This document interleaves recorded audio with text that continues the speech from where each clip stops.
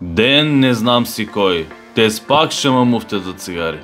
Айде, дай да измислим нещо.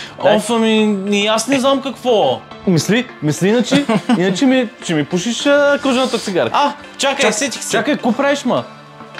Дивачки. Ами ще се закам и ще ни дадете на цигара, ле, лудата ми.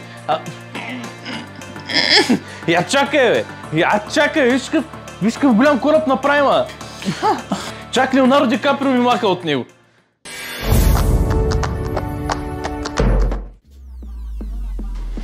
Боце, дай ми заглуша, гласуваме.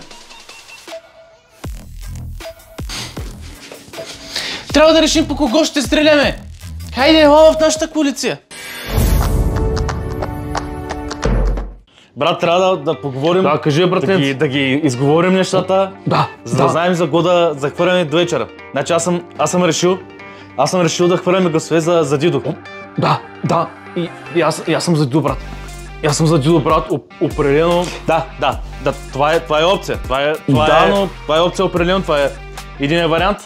Другия вариант е за Георги, брат.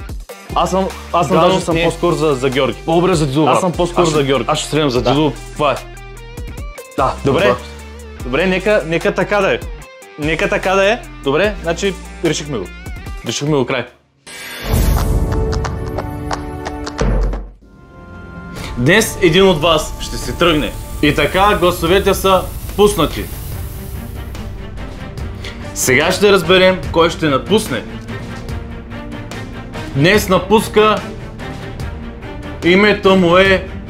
Напишете в коментарите кой напуска според вас. И така, вие решихте да си тръгне Христо Колев, това си ти. Какво? Ей така. Как аз, бе? Ами ей така. Заповядай.